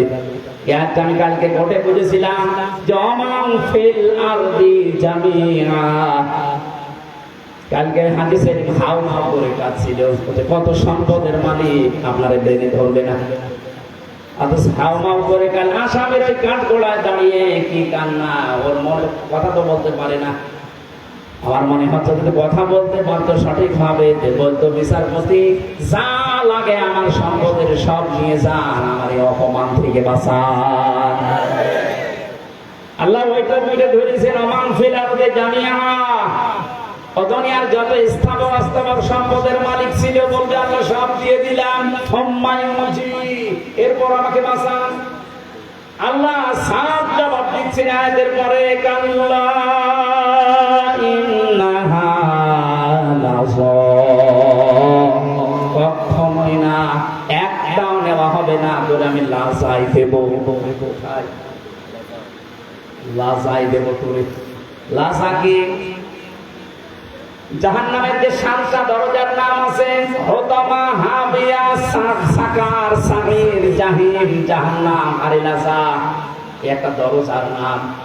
এই ভুলটা নিরসন করা দরকার, অনেকে জানেন না। জাহান্নাম কয়টা বলেন তো? একটা। জান্নাত একটা, কিন্তু এদের স্তর আলাদা। জাহান্নামের স্তর, দরজা 7টা। আর জান্নাতের স্তর আমি কোরআনে পেয়েছি 100টা করে। প্রশ্ন আসতে পারে সেই 1 থেকে পড়ছি যে জান্নাত 8টা জাহান্নাম 7টা, না, কোরআনে কারীম জানিয়েছে লাহা সাবাতু আবওয়াব লিকুল্লি বাবিন মিনহুম জুজউম মাকসুম। সূরা হিজরের 44 নম্বর আয়াত 14 নম্বর পারার 3 নম্বর পৃষ্ঠা 7 নম্বর লাইনে আছে। আল্লাহ পাক বলেন জাহান্নামের দরজা 7টা। জাহান্নামের দরজা কয়টা? বলেন বলেন। লিকুল্লি বাবিন মিনহুম জুজউম মাকসুম। পৃথিবীতে যে যে ধরনের অপরাধ করেছে তাকে আল্লাহ ওই দরজা দিয়ে প্রবেশ করাবে। আদালত তো আমি দেখলাম কালকে একটা, কিন্তু যে ধরনের আসামি তাকে ওই আদালতে নিয়ে বিচার করা হয়। স্কুল আমরা দেখি, একটা স্কুল 10টা ক্লাসরুম 1 থেকে 10 পর্যন্ত পড়ানো হয়। যে ক্লাসে পড়ে ওই দরজা তার জন্য নির্ধারিত আছে না নেই? ক্লাস 3-তে পড়ে বা 7-এ যে ক্লাস করতে পারবে? দুনিয়াতে আপনি যে ধরনের অপরাধ করবেন আল্লাহ কিয়ামতে ওই ধরনের দরজা দিয়ে জাহান্নামে আপনাকে প্রবেশ করাবেন। এখানে যেটার নাম আছে এটা 3 নাম্বার, এর নাম লাজা। নাম কি? বলেন বলেন। এই লাজা আল্লাহ দেবের কাদের? এখানে 3টা গুণের নাম আছে, একটু মিলান তো নিজেদের সাথে। আমাদের ভেতরে যদি এই গুণগুলো থাকে আমরা কিন্তু অলরেডি জাহান্নামে লাজা যে দরজা এর উপযুক্ত হয়ে আছি। 1 নম্বরে আল্লাহ পাক বলেন নাযাআতাল লিশাওয়া। এটা এক কঠিন ভয়ঙ্কর জায়গায় লাজাটা, ওর ভেতরে প্রবেশ করলে আগে চামড়া খসে যাবে। শুনতে যত সহজ মনে হলো বাস্তবতা কি অত সহজ? পৃথিবীতে এমন কোন ঘর আছে যে ঘরে ঢুকলে চামড়া উঠে যায় না? মাটির নিচে যে কয়েকদিন ছিলাম ওরা প্রতিদিন মাঝে মাঝে আসতো আমারে, আমরা এইগুলো দিয়ে নখ তুলি আর এগুলো দিয়ে চোখ তুলি। রিমান্ডে যে শাস্তি দেওয়ার জিনিস আছে আমরা দেখাতো, আমি যেন ওদের ভয় পেছন তুলে দেই। ওরা যেগুলো মিথ্যা আমারে বলতো না, এগুলো এত মিথ্যা আমি বলতে পারবো না। যে বিষয়গুলো দেখিয়েছে যতক্ষণ পর্যন্ত শরীরে টাচ না করেছে একটা জিনিস আমার শরীর থেকে খসে নাই। আল্লাহ বলেন এমন লাজায় আমি দেব, প্রবেশ করতে দেরি সঙ্গে সঙ্গে তোর চামড়া সব খুলে যাবে। কাকে ডাকবে এই লাজায় জানো? তাদু মান্নাদ বারাবাতাওয়াল্লা। যে মানুষগুলো এই পৃথিবীর ময়দানে সত্যের দিকে আহ্বান করার পরও অ্যাবাউট টান করে পেছন ফিরে মুখ ফিরিয়ে চলে গেছে, এ বাংলাদেশে এই চরিত্রের মানুষ বেশি। চোখে আঙ্গুল দিয়ে দেখানো হয় এটা সত্য পথ, এটা ন্যায়ের পথ, জানার পরে অনেকে আবার টান করে অহংকার করে মুখ ফিরিয়ে চলে যাচ্ছে। এটা যে কত বড় অপরাধ। কোরআনে কারিমের সূরা আরাফ 14 নম্বর পারার 14 নম্বর পৃষ্ঠা 7 নম্বর লাইনে 40 নম্বর আয়াত আল্লাহ নাযিল করেছেন এই জন্য, ইন্নাল্লাযীনা কাযযাবু বিআয়াতিনা ওয়াস্তাকবারু আনহা লা তুফাত্তাহু লাহুম আবওয়াবুস সামা ওয়া লা ইয়াদখুলুনাল জান্নাহ। নরসিংদীবাসী একটু খেয়াল করেন, নিশ্চয় যারা আল্লাহর আয়াতকে মিথ্যা প্রতিপন্ন করে, মিথ্যা মনে করেন। আপনারা বলতে পারেন কই আল্লাহর আয়াত তো মিথ্যা মনে করি না, মিথ্যা প্রতিপন্ন করি না। শোনার পর আপনি ঘাড় ঘুরিয়ে চলে যান কোন কারণে? এইটাই তো মিথ্যা প্রতিপন্ন করা। আস্তাকবারু আনহা, আল্লাহর আয়াত শোনার পরে অহংকার করে মুখ ফিরিয়ে চলে যাওয়ার সময় আবার টিটকারি মারতে মারতে যায়। এদেশে নেই, কথা বলে না কেন? আছে। আপনি এখন চার দোকানে যান, দেখেন কি কি বোধ হচ্ছে ওখানে। আল্লাহ পাক বলেন আস্তাকবারু আনহা, আসলে চলে গেলে তো হয় না, অহংকার করে যাওয়ার সময় মুখ ফিরিয়ে চলে যাচ্ছে। ওয়ালা ইয়াদখুলুনাল জান্নাহ, এই মানুষগুলোর জন্য আমি আল্লাহ জান্নাত বরাদ্দ করি নাই। ইয়াদখুলুনা মুসারে বর্তমান ভবিষ্যৎ প্রেজেন্ট ফিউচার, এদের জন্য এখন এরা মারা গেলে জান্নাতে যাচ্ছে না, ভবিষ্যতেও যাবে না। আকাশের কোনো দরজা এদের জন্য খোলা নেই। আবওয়াব, বাবের বহুবচন আবওয়াব, একটা দরজা খোলা থাকবে না, সব বন্ধ আপনার জন্য। কতদিন পর্যন্ত আপনি জান্নাতে যেতে পারবেন না? আল্লাহ একটা উদাহরণ সেট করেছেন, হাত্তা ইয়ালিজাল জামালু ফি সামিল খিয়াত, যতদিন পর্যন্ত উটে সুসের ছিদ্র দিয়ে উট প্রবেশ করে যেতে না পারে, ততদিন আপনি জান্নাতে যেতে পারবেন না। এই উদাহরণটা আল্লাহ সেট করলেন কেন? কারণ বাস্তবে আমরা যেটা দিয়ে পৌঁছি ভাগ করে দেয়, আমরা এটা বুঝলাম কোনদিন সুসের ওই ছিদ্র দিয়ে উট প্রবেশ করা সম্ভব। আরো জোরে বলেন। আল্লাহর কোরআন শোনার পরে যারা অহংকার করে মুখ ফিরিয়ে চলে যাচ্ছে, জান্নাতে যাওয়া আপনার জন্য এইরকম অসম্ভব। ওয়াকাযালিকা নাজিজিল মুজরিমিন, আল্লাহ পাক বলেন জালেম মুজরিম যারা পাপিষ্ঠ যারা এদেরকে এভাবে শাস্তি দিতে থাকো। লাহুম জাহান্নামা মিহাদু ওয়া মিন ফাওকিহিম গাওয়াশ ওয়াকাযালিকা নাজিজিজ যালিমিন। এই মানুষগুলোকে যখন কবরে রাখা হবে, সঙ্গে সঙ্গে আমি আল্লাহ জাহান্নামের চাদর গায়ে পরিয়ে দেব, বিছানা বিছিয়ে দেব জাহান্নামের আগুনের বিছানা। আজ এই সমস্ত জালেমগুলো আল্লাহর আয়াত অস্বীকারী, অহংকার করে মুখ ফিরিয়ে চলে যায় যারা, এরা মারা যাওয়ার পরে দেখি উপরে ফুলের স্তূপ পড়ে যায়। উপরে আপনি ফুল যতই দেন নিচে আল্লাহ আগুন লাগিয়ে দেবে। এখন আমাদের সাবধান, আমরা যেন এই দুইটা আচরণ না করি। কোরআন শোনার পরে আবার কান করে চলে যাওয়া, অহংকার করা। 3 নম্বরে আল্লাহ পাক বলেন দুনিয়ায় যারা মাল সম্পদ জমা করত আর সংরক্ষিত করার জন্য যারা চেষ্টা চালাতো, জালেমরা যা করেছিল হাত ছাড়া হয়ে যাবে কোনোদিন ভাবে না। কথা বলেন না কেন? সারা জীবন মনে করেছিল এটা স্থায়ী, কোনো দিন আমার হাত থেকে যাবে না। দুনিয়ার জীবনটা এরকম, আপনি কোনো কিছু স্থায়ী ভাবে রাখতে পারবেন না। আর পৃথিবীর নিয়মটা আল্লাহ এমন ভাবে বানিয়েছেন, কোন জিনিস যদি এক জায়গায় রাখে দেখবেন নষ্ট হয়ে যাচ্ছে। লোহা যদি এক জায়গায় রাখেন, ব্যবহার না করেন, ঠিক থাকবে না জং ধরবে? এই কথা বলে না কেন? আপনি পৃথিবীর সব জিনিস মেলাবেন, পানি যদি আপনি এক জায়গায় বেঁধে রাখেন, ঠিক থাকবে না নষ্ট হয়ে যাবে? পচন ধরবে, দুর্গন্ধ তৈরি হবে, পোকামাকড় তৈরি হবে। আর ছেড়ে দেবেন, যত ছাড়বেন তত সুন্দর স্বচ্ছ নির্মল পানি আসতে থাকবে। এলেন যদি কেউ এক জায়গায় রাখে, ওইটা নষ্ট হয়ে যায়, জানাইলে মানুষ ভুলে যায়। যত প্রচার করবেন, যত ওর উপরে কাজ করবেন, তত এলেম আল্লাহ আপনাকে বাড়িয়ে দেবে। টাকা পয়সা যদি কেউ এক জায়গায় রাখে, ওইটা নষ্ট হয়, শত্রু পয়দা হয়। যত ছাড়বে ওই জায়গা লাভ পূরণ করার জন্য উপর থেকে পাঠাতেই থাকবে, এইটাই নিয়ম। ক্ষমতাও তো আল্লাহ ওইভাবে দিয়েছিলেন, আর আপনি ওইটাকে পেয়ে মনে করেছিলেন ক্ষমতা মনে চিরস্থায়ী, আর কোনোদিন ছাড়া লাগবে না। পৃথিবীর কোনো কিছুই তো এক জায়গায় থাকে না, রাখলেও নষ্ট হয়ে যায়। ক্ষমতাও এক জায়গায় রেখেছিলেন, এমন ভাবে নষ্ট হয়েছে এখন নাম করতে পারছেন না। কিন্তু যদি মাঝে মাঝে পাল্টাতো তাহলে এত গরম হইতো না। সম্পদ যারা জমা করছেন, এর হক আদায় করছেন না।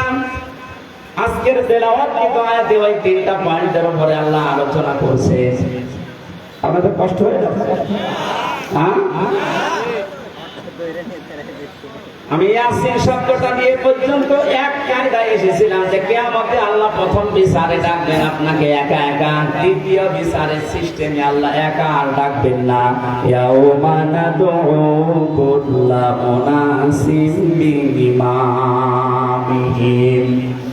রব্বুল আলামিন বলেন কিয়ামতে দ্বিতীয় বিচারের সিস্টেমে ধাপে প্রতিটি মানুষকে আমি আল্লাহ ডাক দেব তার নেতার সাথে। একটু বসে, এই বিষয়টা আগে ক্লিয়ার করলেন। কিয়ামতের প্রথম বিচারে আল্লাহ ডাকছেন আপনাকে একা ধাপে ধাপে, দ্বিতীয় ধাপে আপনাকে আর একা ডাকবে না, এবার ডাকবে আপনার নেতার সাথে। কার সাথে বলেন বলেন? আগে নেতা, এরপরে কর্মী। এ তথ্যটা সূরা বনী ইসরাঈলের ৭২ নম্বর আয়াতের প্রথম অংশে আছে। প্রথমে আপনাকে আল্লাহ ডাকবে না, এবার ডাক দেবে আপনার নেতাকে, এরপরে আপনাকে।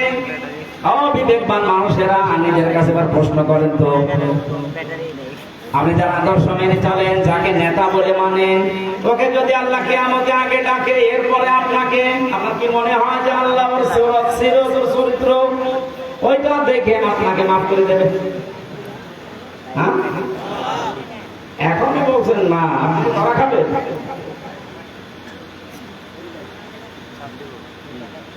আপনি যে মানুষগুলোর দিকে তাকান, কত আগ্রহ নিয়ে এদিকে তাকিয়ে বলছেন না, কারণ আমি স্যার মেনে চলি, যার আদর্শ মানি, ওকে আল্লাহ যদি আগে ডাকে আর আমাকে যদি পেছনে রাখে, ওর চেহারা দেখে আল্লাহ রাগ হয়ে যাবে।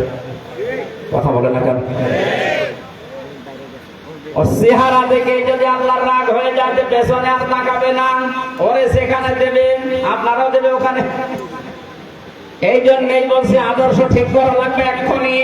বাড়ি যেয়ে ঠিক করবেন না, এক্ষুনি সিদ্ধান্ত নিয়ে যান। ইয়াসিন বলে আল্লাহ যাকে ডাক দিলেন, তাকে ছাড়া দুনিয়া আমি আর কাউকে আদর্শ মানি না। আমি জানি যারা ঠিক বলছেন, কথার অর্থ বলছেননি, এটা বাস্তবে যদি আপনি নিয়ে যেতে পারেন, এ মাহফিল সাকসেস হবে। যে 7টা নামে ডাক দিয়েছেন রাসূলকে, কোন অপমান, কোন অপদস্থ না খেয়ে থাকবেন না, মায়ের খাবেন না, কেউ চোখ রাঙানি দেবে না। সে কথাগুলো আল্লাহ জানিয়েছিলেন, তাহা মা আনজালনা আলাইকাল কুরআনা লিতাশকা।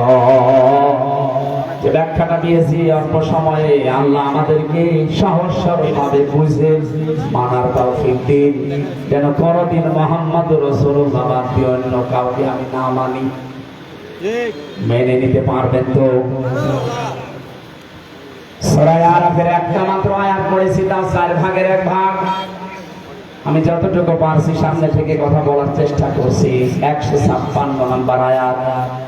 হযরত মুসা আলাইহিস সালামের জামানায় তিনি আল্লাহর কাছে দেখা করতে গিয়েছিলেন, তার এলাকার 40 জন নকিব নিয়ে, প্রতিনিধি নিয়ে। ওখানে ঘুরে আসার পর বিশাল ঘটনা তাফসিরে আছে, আমি শিক্ষার জন্য 3টা বিষয় বেছে নিয়েছি। আল্লাহ রাব্বুল আলামিনকে তিনি বললেন, ওয়াকতুবনা ফি হাদিহিদ দুনিয়া হাসানা ওয়া ফিল আখিরাতি ইন্না হুদনা ইলাইক। হে আল্লাহ, তুমি আমাদের জন্য দুনিয়ার হাসানা লিখে দাও, আখিরাতের হাসানা লিখে দাও। হাসানা না হাসিনা? হাসানা। হাসিনা মানে সুন্দরী, আর হাসানা মানে কল্যাণ। একজন দেখবেন দোয়া করছে, রব্বানা আতিনা ফিদ দুনিয়া হাসিনা। হাসিনা না হাসানা? হে আল্লাহ, তুমি আমাদেরকে দুনিয়ার হাসানা লিখে দাও। কেন আল্লাহ অক্তব দিলেন? কাতাবা একতব মানে কেন দিলেন? কাতাবা ছাড়া তো অনেক শব্দ আছে, ফারজন আছে, ফারজন না দিয়ে কাতাবা দিলেন। আমি যদি এই জমিটা আজকের মুরব্বীকে বলি, এটা আমার জমি, 2 বিঘা জমি আপনাকে দিয়ে দিলাম, স্যার, এর মুখের কথা কোনো দাম আছে? কথা বলে না? এটা যদি 6 স্বাক্ষর করে দলিল বানিয়ে একেবারে লিপিবদ্ধ করে বললাম যে ওটা দাম নেই। আল্লাহ এমন শব্দ দিয়েছে, খুব গুরুত্বপূর্ণ একটা শব্দ। হযরত মুসা বলেছিলেন, মাবুদ তুমি লিখে দাও, অক্তবলানা আমাদের জন্য ফি হাদিহিদ দুনিয়া হাসানা, দুনিয়ার হাসানা। এখন দুনিয়ার হাসানা কি? আমি 1টা 2টা না, প্রায় 42টার উপরে তাফসীরের সাথে মিলিয়েছি যে দুনিয়ার হাসানা কারে বলে। পড়া কোরআন শরীফ এবং হাদিস আমি যতটুকু পড়েছি, দুনিয়ার হাসানা হিসাবে পেয়েছি আমি 10টা বিষয়। কয়টা? এই 10টা বিষয় যদি আপনি দুনিয়ায় পান, তাহলে দোয়া করলে মনে করবেন কবুল হয়েছে। এখানে অনেক মানুষ আমরা আছি, 5 ওয়াক্ত নামাজের পরে দেখি হাত তুলে মোনাজাত করে, এমনকি কাবা শরীফের রুকনি আমিনি থেকে হাজরে আসওয়াদ এই জায়গাটা যখনই পার হয় লক্ষ লক্ষ হাজিরা এই দোয়াটা পড়ে, রব্বানা আতিনা ফিদ দুনিয়া হাসানা। পড়ে না? 16 সালে আমি বুঝি নাই, 18 সালে বুঝি নাই, এই যে 24 সালে জেলখানা থেকে বের হওয়ার পরে গিয়েছিলাম, এবার আমি বুঝেছি যে সেখানে কি আছে। এত মানুষ কেন এই দোয়া করছে, আল্লাহ দুনিয়ায় হাসানা, কল্যাণ, স্বস্তি, শান্তি, নিরাপত্তা। 99টা অর্থ আছে হাসানার। তাফসীরের ভেতর থেকে সামারাইজ করে করে আমি 10টা এনেছি। হযরত ইবনে মাসউদ থেকে হাদিসটা বর্ণিত, তিনি বলেন কেউ যদি এই রব্বানা আতিনা ফিদ দুনিয়া হাসানা, হে আল্লাহ দুনিয়ায় হাসানা দাও, আর এই দোয়া যদি আল্লাহ কবুল করে থাকেন দুনিয়ার জীবনে আল্লাহ তাকে 10টা জিনিস দান করবেন। জোরে বলেন সুবহানাল্লাহ। 1 নম্বরে দুনিয়ার হাসানা হচ্ছে, আমি যদি কারোর সাথে কথাবার্তা না বলেন, আপনি যে ধর্মের লোক হন, যদি কথাবার্তা না বলেন আপনার কথা হবে মার্জিত, নরম। এই বিষয়টা অনেকের ভেতরে নেই। বিশ্ব নবীকে আল্লাহ জানিয়েছিলেন ফাবিমা রাহমাতিন মিনাল্লাহি তালাহুম ওয়ালাউ কুনতা ফাজ্জান গালিজাল কলবি লান ফাব্বু মিন হাওলিকা। হে নবী, আপনার হৃদয় যদি কঠোর হয়ে যেত তাহলে মানুষজন আপনার কাছে ভিড়ত না। আমি দয়া করে আপনার হৃদয়কে কোমল বানিয়ে দিয়েছি, নরম বানিয়ে দিয়েছি, এই জন্যই তো মানুষ আপনার কাছে আসলে আর যেতে চায় না। বাস্তবতা, বহু মানুষকে উপরে উপরে আমরা দেখতে পাচ্ছি, কত বড় বড় জায়গায় বসে আছে, কিন্তু হাসানা পাইনি। তাদের আচরণ, তাদের কথাবার্তা, তাদের ব্যবহার, তাদের অ্যাক্টিভিটিস গুলো দেখলে শয়তান পর্যন্ত হাসে। যে যত বড় চেয়ারে থাকবে তার আচরণ, তার কথাবার্তা, তার অ্যাক্টিভিটিস গুলো কত নরম হওয়া লাগবে, তাহলে এই দোয়া তার জন্য কবুল হবে। কত অফিসে দেখতে পাই আমরা, কর্মচারী যারা আছে, সহকারী যারা আছে, 8 ঘন্টা ডিউটি, 10 ঘন্টা পার হয়ে যাচ্ছে, বাড়ি যাওয়ার কথা মনে হয় না। অথচ এমনও অফিসার আছে 8 ঘন্টা ডিউটি, এই কর্মচারীরা মনে হয় জাহান্নামে আছে। এই যে দোকানদার, এ দোকানে কর্মচারী আছে, 8 ঘন্টা ওর ডিউটি, মালিক এমন ভাবে গালিগালাজ করে, ব্যবহার করে, ও মনে মনে ভাবে আল্লাহ 8টা ঘন্টা পার হবে কখন। আমি এমন মানুষ পেয়েছি,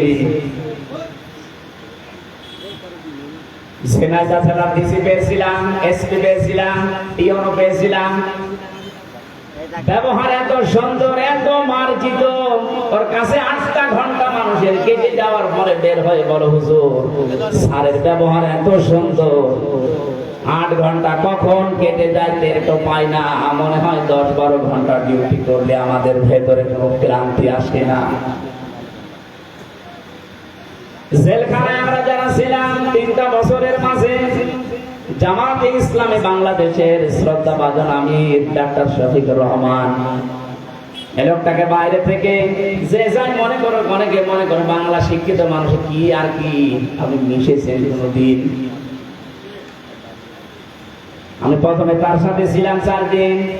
মানুষ এত নরম হতে পারে, অথচ আমার মতো হামজানা সারা দেশের জামাতে ইসলামের মতো এত বড় সংগঠনের আমির, তার যে ব্যবহার, তার কমছে এত হৃদয়, এত নরম। আমি হাত তুলে বসে আছি, আমার কোনো কান্নার ভাব নেই, অথচ লোকটা হাত তুলতে দেরি হতো, চোখে পানি আসতে দেরি হতো না। মানুষের ব্যবহার এত নরম হতে পারে, মাঝে মাঝে মনে করতাম আল্লাহ জান্নাতি মানুষ যদি আমার মনে হয় কাউকে দেখতে, এই লোকটার দিকে তাকালে আমার মনে হয় এটা জান্নাতি মানুষ। আমি কোরআনের হাফেজ, আমি তাহাজ্জুদের 12 রাকাতে মাত্র 1.5 ঘন্টা 2 ঘন্টায় আমার শেষ হয়ে যেত, অথচ একটা জেনারেল শিক্ষিত একটা ডাক্তার সারা দিন অনেক কোর্ট কাছারি করে এসে হাজিরা দিতে হতো। সেই কেন্দ্রীয় কারাগার থেকে, কাশিমপুর থেকে আসতো সদরঘাটে, সারা দিন এই গাড়ি ওর ভেতরে থাকলে এমনি মানুষ সিদ্ধ হয়ে যায়। সিট হচ্ছে টিনের সিট, আর যেভাবে ধাক্কা লাগে 4-5 ঘন্টা যাওয়া আসা করতে প্রায় 6-7 ঘন্টা সময় চলে যায়। শরীর তো ক্লান্ত হয়ে বসলে ঘুম লেগে যাওয়ার কথা। আমার মতো যুবক মানুষ কোর্টে হাজিরা দিতে গেলেই পড়ে যেতাম। আর এইরকম ধরনের 70 বছর, প্রায় ওনার বয়স 65 থেকে 70 বছর, এই মুরব্বী মানুষটা এত কষ্ট স্বীকার করে এসে, তা আমার তো 2টা মামলা, আর ওনার মামলা কখনো নিজেও জানে না।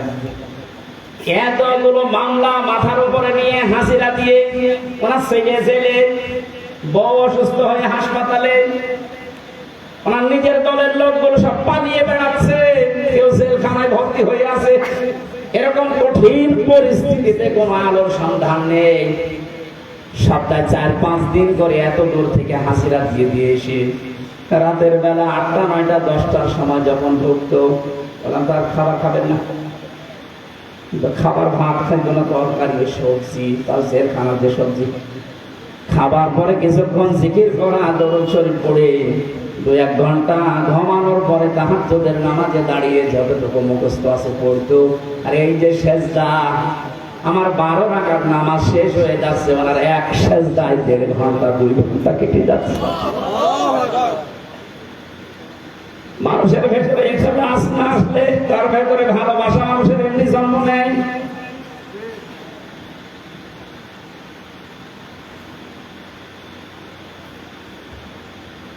হাসানা দুনিয়ায় আপনি পাননি, আপনার ব্যবহারে মানুষ আপনার থেকে আরো দূরে চলে যায়।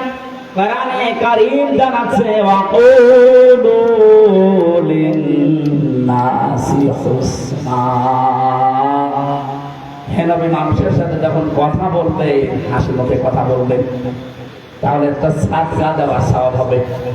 আল্লাহকে এখানে জানিয়েছে যে মুসলমানদের সাথে যখন কথা বলবেন হাসি মুখে বলবেন। লিন-নাসি লিল মুসলিমিনা দাইনি।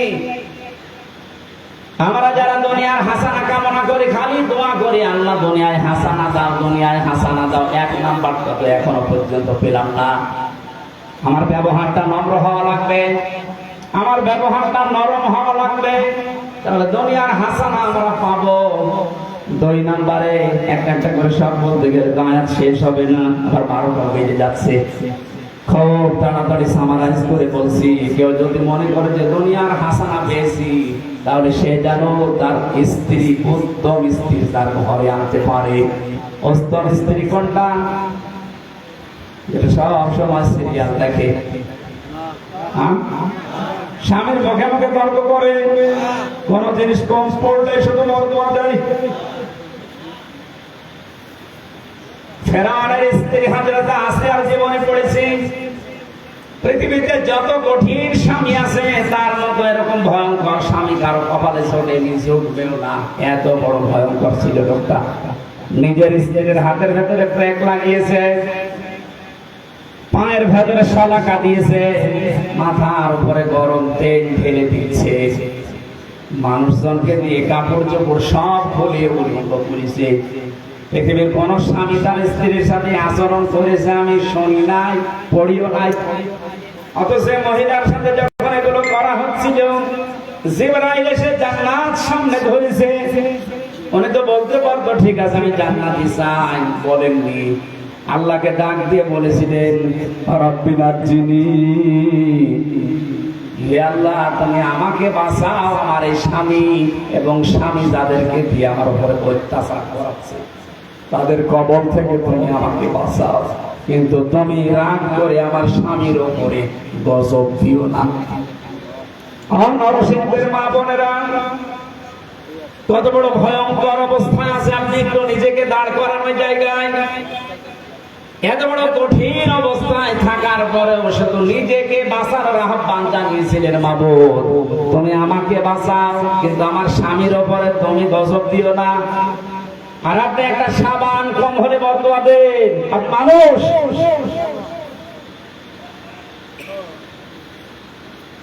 একটা হাদিস মনে পড়ছে,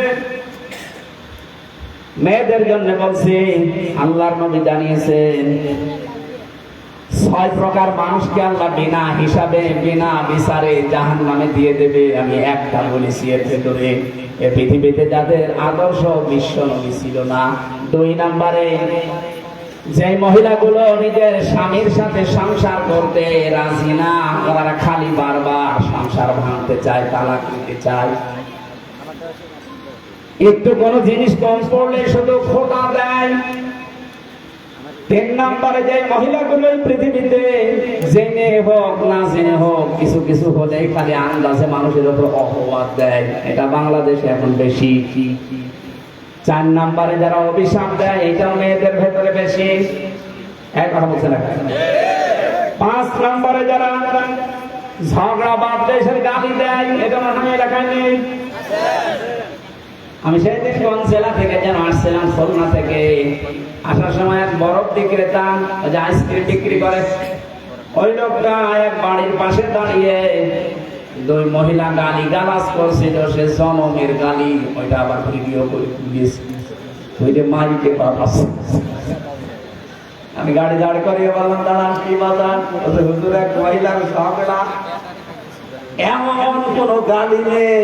আর মাঝে 1 মিনিটে 40 টাকা দিচ্ছে।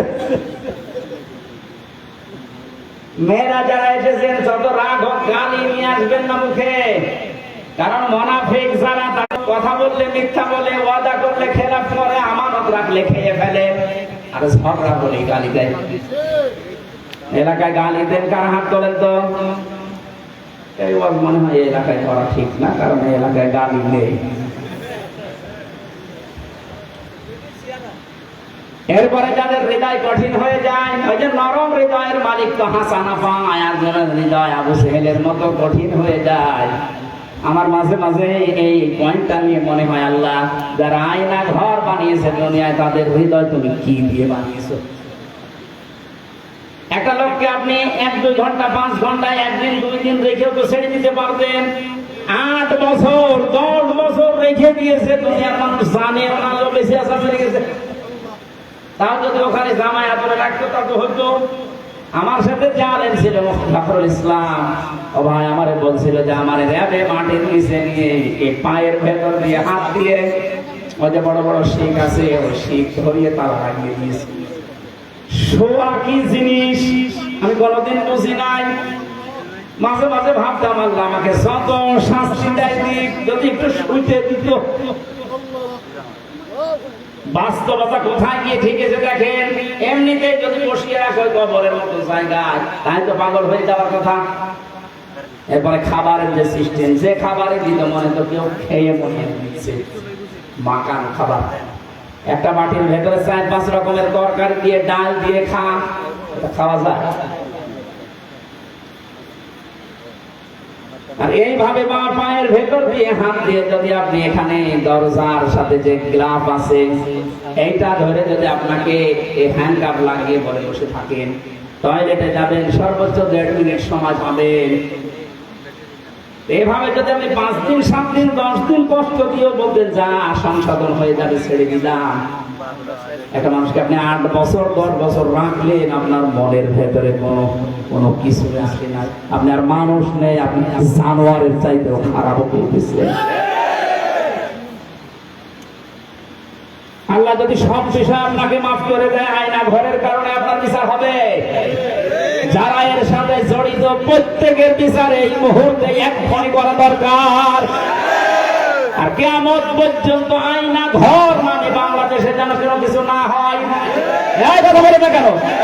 এদের শাস্তি যদি ত্বরান্বিত করা না হয়, পরবর্তীতে কোন সালের যদি আবার দেশে আসে, ওরাও কিন্তু আবার এরকম কিছু করবে। দোয়া করেন বারবার, আল্লাহ তুমি আমাকে হাসানা দাও। হাসানা আপনি কি দেখছেন? আপনার হৃদয়টা এখনো পাথরের চাইতে শক্ত।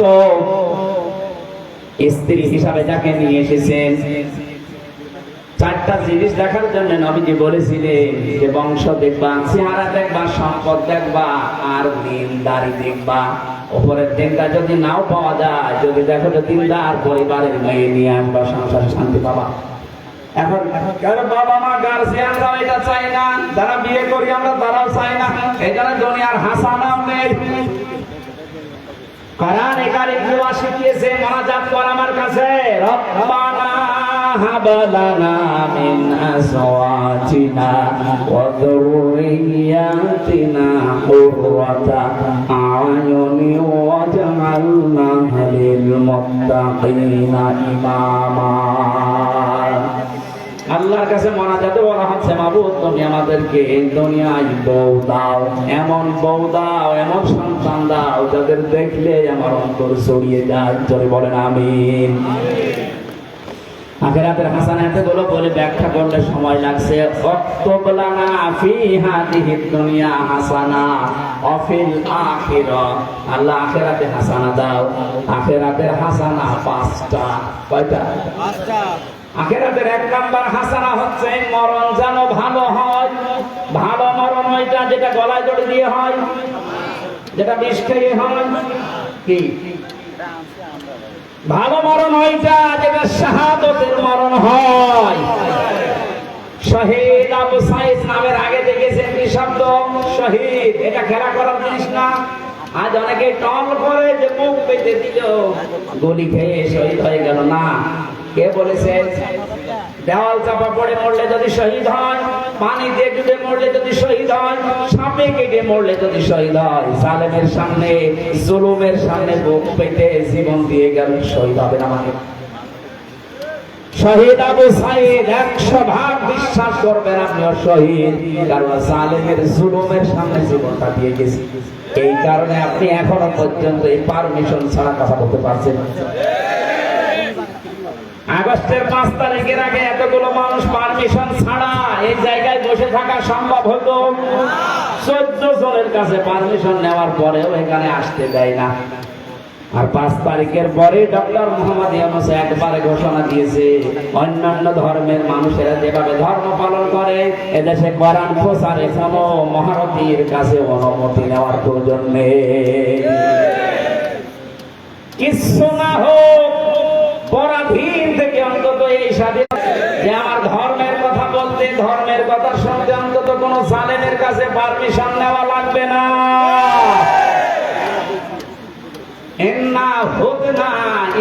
আমরা আল্লাহর দিকে ফিরে যাব। একটা একটা করে অর্থ বললে অনেক সময় লেগে যাচ্ছে। 12টার পরে কথা বলা ঠিক না। এরপরে তাহাজ্জুদ পড়া লাগবে, ফজরের নামাজ কালকে আছে সাতক্ষীরা। আমি আজকের মতো আয়াত শেষ না করে, শেষ হচ্ছে না, শেষ হতে অনেক সময় লাগবে, আমি শেষ করে দিচ্ছি। আপনারা আগে আগে তুলবেন, এলাকায় কোনো জায়গায় নিয়ে আসলে এসার পরে তুলে দেবেন, 10টা সাড়ে 10টায় যেন শেষ হয়ে যায়। মালয়েশিয়াতে মিজানুর রহমান আসারি ভাই আমারে বারবার বলছিল, হামজা শরীরকে ঠিক রাখা লাগবে, সর্বোচ্চ 1-1.5 ঘন্টার বেশি কথা বলা যাবে না, রাত 9:30 থেকে 10টায় যেন অনুষ্ঠান শেষ হয়ে যায়। আল্লামা সাইদি সাহেবের মতো আমরা এই সিস্টেমটা চালু করতে চাই, আপনারা সাহায্য করবেন। আগামীতে নিয়ে আসলে এসার পরে সর্বোচ্চ তুলে দেবেন, অত বক্তা রাখার দরকার নেই। যদি রাখেনি ওদেরকে দিয়ে করানো যাবে। এজন্য আশা করছে আগামী থেকে আয়াতটা শেষ করার জন্য তাফসীর আকারে কথা বলতে গেলে একটু সময় লাগে। আগামীতে কোন জায়গায় আসলে আমার এই ব্যবস্থা করবে। আল্লাহুম্মা আমিন। আল্লাহুম্মা আমিন। লা ইলাহা ইল্লা আনতা সুবহানাকা ইন্নী কুনতু মিনাজ জালিমিন। মাবুদ, নরসিংদী জেলার রায়পুরা থানা কোরআনে কারীমের আয়োজন করতে গিয়ে যারা শ্রম দিয়েছে এদেরকে তুমি কবুল করো। বড় আশা নিয়ে আমরা তোমার দরবারে হাত তুলেছি, আমাদের এই হাতগুলো তুমি মঞ্জুর করে নাও। দুনিয়ার হাসানা যেগুলো আমাদের জীবনে দিয়ে দাও, আখিরাতের হাসানা তুমি আমাদেরকে দান করো। আমরা তোমার দিকে ফিরে আসার সিদ্ধান্ত নিয়ে ফেলেছি আল্লাহ। যারা দেখতে পারি বাংলাদেশটা তোমার খাবার দিয়ে চলছে। মা